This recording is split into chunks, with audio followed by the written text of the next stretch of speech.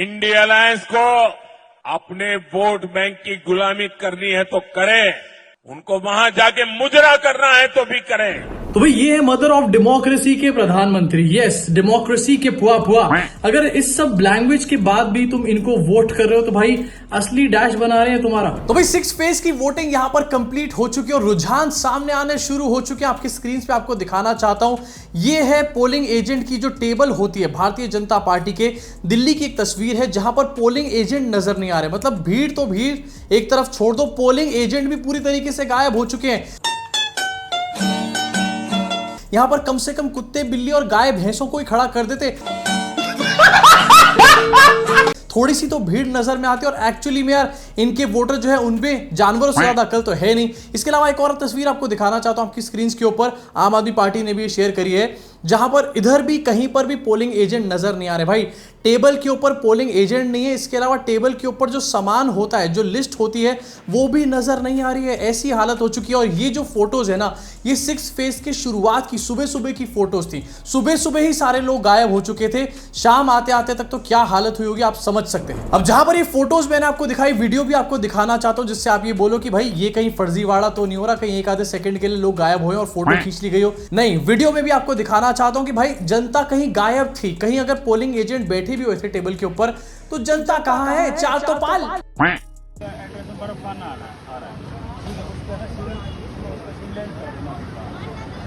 चलो ये वाले कम से कम उन दोस्त से तो बेटर है, कम से कम टेबल के ऊपर पोलिंग एजेंट तो बैठा हुआ है यहां पर। वहां तो वो भी नजर नहीं आ रहे थे। लेकिन यार ये क्या, एक बंदा भारतीय जनता पार्टी की टेबल पर आ रहा है। मतलब कहां इनकी बातें 400 पार और कहां इनके वोटर, एक निकल के सामने आ रहा है।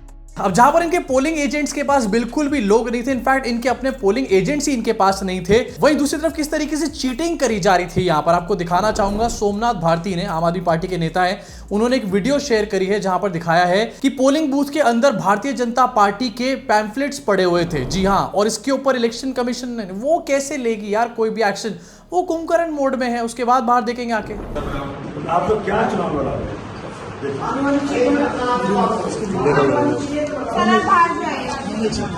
रहे हैं, निकालो नंदगढ़ कर क्या रहे बताइए मैडम कैसे घंटे कैसे दिख रहा है? ऊपर से दिख रहा है, एक किस बार है वहाँ से इधर से वहाँ से इस तरीके की सामग्री जो है पोलिंग बूथ के अंदर लाना पूरी तरीके से इलीगल है, इसके ऊपर एक्शन होना चाहिए। लेकिन यहां पर बांसुरी स्वराज के पोस्टर और पैम्फलेट जो है पोलिंग बूथ के अंदर पड़े हुए। अंदर क्या कर रहे हैं आखिरकार ये पैम्फलेट? इसके अलावा आपको बताना चाहूंगा, मेरे काफी रिलेटिव्स हैं जो कि दिल्ली में इस टाइम पर वोट डालने गए, उन्होंने मुझे बताया कि बहुत सारे पोलिंग बूथ के नियर प्रोक्सिमिटी में बड़े बड़े होर्डिंग और बड़े बड़े बैनर लगे हुए थे अयोध्या के नाम पर, कि अगर अयोध्या के लिए वोट करना है तो भाजपा को वोट करो। इस तरीके की बातें कही जा रही हैं और इलेक्शन कमीशन इसके ऊपर कोई एक्शन नहीं ले रहा। अब इसी के साथ वोटिंग वाला जो यंत्र है उसके अंदर भी बहुत गड़बड़ियां सामने आई। इनफैक्ट इतनी गड़बड़ियां सामने आई कि बीजेपी ने भी यहां पर वोटिंग वाले यंत्र के ऊपर सवाल खड़े करने शुरू कर दिए, जो अभी तक उसको सबसे पवित्र मान रही थी। क्या क्या गड़बड़ियां आई आगे चल के आपको बताऊंगा। लेकिन सिर्फ गड़बड़ियां चुनाव के अंदर नहीं हो रही है, एक तरफ और भी गड़बड़ियां हो रही है, वो है आदिवासी हेयर ऑयल के अंदर। आदिवासी हेयर ऑयल के नाम पर एक बहुत बड़ा स्कैम चल रहा है। आदिवासी इसकी फोटो यूज करी जाती है और नकली केमिकल वाला हेयर ऑयल यहां पर सस्ते दामों में बेच दिया जाता है। सस्ते में लोगों को खरीद के लगता है कि उन्होंने आदिवासी हेयर ऑयल खरीदा है, लेकिन उससे उनको जरा भी फर्क नहीं पड़ता है। तो अगर आपको जेन्युइन आदिवासी हेयर ऑयल खरीदना है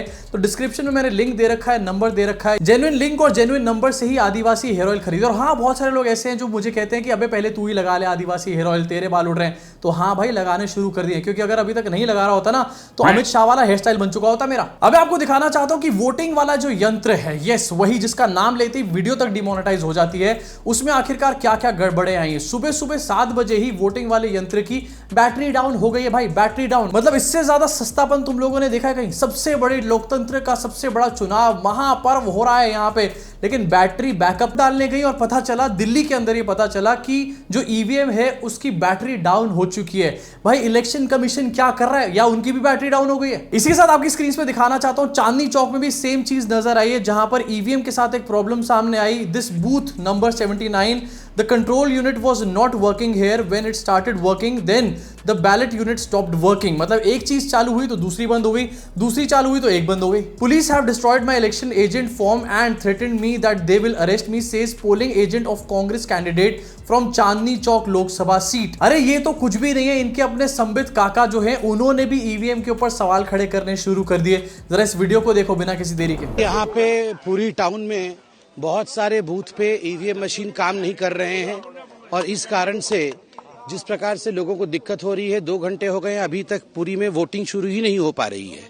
मैं खुद अपने बूथ के बाहर खड़ा हूँ, 1 घंटे से खड़ा हूँ, वोटिंग नहीं हो पा रही है। बहुत सीनियर सिटीजन्स वो वापस चले जा रहे हैं और कहीं ना कहीं लोगों को ऐसा लग रहा है कि एक प्रायोजित रूप से ये किया जा रहा है।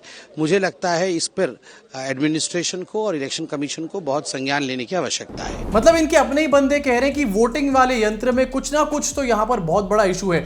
2 घंटे से पूरी में वोटिंग स्टार्ट ही नहीं हुई थी। पूरी भी बहुत अपने आप में बड़ी जगह है, इतनी मेजर जगहों में इतनी बड़ी प्रॉब्लम सामने आ रही है, रिमोट एरियाज का क्या हाल होगा आप सोच ही सकते हो। और इस वीडियो को जरा दोबारा दिखाना चाहता हूं आपकी स्क्रीन के ऊपर। संबित काका के जो है चेहरे से हवाइयां उड़ चुकी हैं पूरी तरीके से। कहीं ऐसा तो नहीं कि $5 ट्रिलियन वाले संबित पात्रा जो है हार के लिए पहले से ही कवर अप करना शुरू हो चुके हैं। इसके अलावा दिल्ली की वोटिंग से कुछ और भी फोटोज आपको दिखाना चाहता हूं। सबसे पहले ये है सौरभ भारद्वाज, आम आदमी पार्टी के नेता है। अपनी स्क्रीन पे देखिए, ये वोट डालने गए हैं और भाई इनका वोट डालने का जो अंदाज है काफी विचित्र टाइप का मुझे लगा है।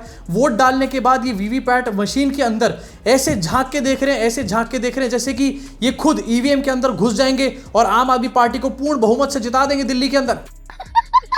अरे सौरभ भाई, ये मशीन है, ईवीएम मशीन, इसके अंदर आप नहीं देख सकते हो। हाँ, अगर आप वीवीपैट स्लिप को देख रहे हो तो अलग बात है, लेकिन आप चाहे जितनी भी पास से देख लो, अगर चीटिंग होनी होगी तो होकर रहेगी। बात तो सही है। इसके अलावा दिल्ली की एक और तस्वीर आपकी स्क्रीन के ऊपर, मनोज तिवारी भी हैं, ये भी वोट करने गए हैं और मुझे तो लग रहा है जितनी छीछा लेदर रिसेंटली मनोज तिवारी की हुई है, मनोज तिवारी तक ने अपनी पार्टी को या फिर अपने आप को वोट नहीं करा होगा, किसी और को वोट यहां पर जाके किया होगा। वैसे मनोज तिवारी रिसेंटली इंटरव्यूज में इतने कंफ्यूज नजर आए हैं कि ऐसा लग रहा है कि ईवीएम पे बटन देखकर भी कंफ्यूज हो गए होंगे और कहीं गलती से कंफ्यूजन में किसी और का बटन ना दबा दिया हो। अब वैसे कंफ्यूज बंदे की बात जब सामने आती है तो इनसे भी बड़ा एक कंफ्यूज बंदा है इनके अपने श्री श्री श्री 1008 बार भक्तों के पुआ। अब इनके बिना तो देखो मेरा वीडियो कोई भी कंप्लीट हो नहीं सकता। और वैसे भी यार यहाँ पर इलेक्शन खत्म होने वाले, तो जाते जाते थोड़े से मजे क्यों ना ले लें। तो रिसेंटली भक्तों के पापा अपने सबसे बड़े बच्चे के पास पहुंचे। यस, कंगना रनौत की मैं यहाँ पर बात कर रहा हूँ। नहीं, उनका स्टैंड अप शो देखने नहीं गए थे, ये उनके लिए कैंपेनिंग करने गए थे। मतलब एक स्टैंड अप कॉमेडियन के लिए दूसरा स्टैंड अप कॉमेडियन कैंपेन करने जा रहा है। कभी देखा आपने? अब जब मोदी जी यहाँ पर मंडी पहुंचते हैं और कंगना रनौत के स्टेज पे यहाँ पर उनको ज्वाइन करते हैं, सबसे पहले क्या होता है, कंगना रनौत उनको यहाँ पर रेड रोज दे रही है। भाई देख रहे हो, रेड रोज दे दिया यहाँ पर। जॉर्जिया मेलोनी जो है इटली बैठे बैठे जल फूक गई होंगी पूरी। इसके अलावा जब मोदी जी हिमाचल प्रदेश गए थे तो मोदी जी ने सोचा कि क्यों ना यार थोड़ा सा घूम फिर के व्लॉग बना लिया जाए मित्रों। तो मोदी जी ने व्लॉग तो नहीं बनाया लेकिन एक छोटी सी रील बनाई है। यस, मोदी जी भी एक रीलर ऐसा लग रहा है बनने वाले हैं यहाँ पर। और रील बनाई है मोदी जी ने कि वो फोटोज खींच रहे हैं वादियों की। मतलब लोगों का अलग अलग यहाँ पर शौक होता है। कोई चाहता है कि उसकी फोटो जो है अलग अलग पोज में खींचे, पहाड़ के साथ खींचे या फिर गाड़ियों के साथ खींचे, पेड़ों के साथ खींचे। मोदी जी चाहते हैं कि फोटो खींचते हुए उनकी फोटो खींचे। ये है इनका ऑब्सेशन। एक बार जरा साथ में देखते हैं कि मोदी जी ने क्या यहाँ पर टिकटॉक पना झाड़ा है। अब वैसे इसका मैं गाना आपको नहीं सुना सकता, लेकिन इसके पीछे गाना जो है बहुत ही ब्यूटीफुल सा मोहित चौहान का लगाया गया है। और सबसे बड़ी चीज भाई, मोदी जी जो 1960 से कैमरा, डिजिटल कैमरा यूज करते आ रहे हैं, उनको बताना चाहूंगा कि मोदी जी कैमरा ऑफ है। चीचा कैमरा तो ऑन कर लो कम से कम फोटो खींचने से पहले। मतलब यार ये हमारे मोदी जी कर सकते हैं, स्विच्ड ऑफ कैमरे में फोटोज खींचने का काम कर रहे हैं। और ये कैमरे को फोटो खींचने के लिए इस्तेमाल किया जा रहा है, ये एज ए बाइनोकुलर इस्तेमाल किया जा रहा है। वैसे आपको बता देना चाहता हूं कि ये सोनी अल्फा सीरीज का कैमरा है, जी मास्टर इसमें लेंस लगा हुआ है, लाखों की इसकी कीमत होगी कम से कम। उसके बाद भी अगर मोदी जी की शक्ल बुरी आती है ना तो शक्ल में कमी है। इसके साथ आपको ये भी बता देना चाहता हूं कि मोदी जी यहां पर जो कर रहे हैं वो साफ साफ एक नाटक है। क्योंकि मोदी जी जहां पर देख रहे हैं उसको कहते हैं कैमरे का व्यू फाइंडर।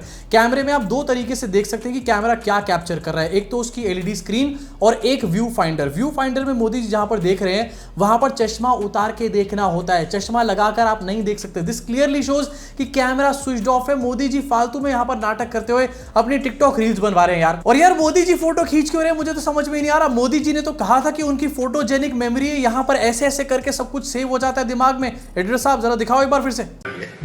दूसरा क्या होता है, मेरा फोटोजेनिक है। मैं जो पढ़ा जाता है तो यूं मैं ऐसे ऐसे नहीं पढ़ता, पूरा पेज ऐसे। और मैं ऐसे मोदी जी ऐसे ऐसे नहीं पढ़ते, मोदी जी सीधा ऐसे ऐसे ये क्या क्या कह रहे हैं मोदी जी।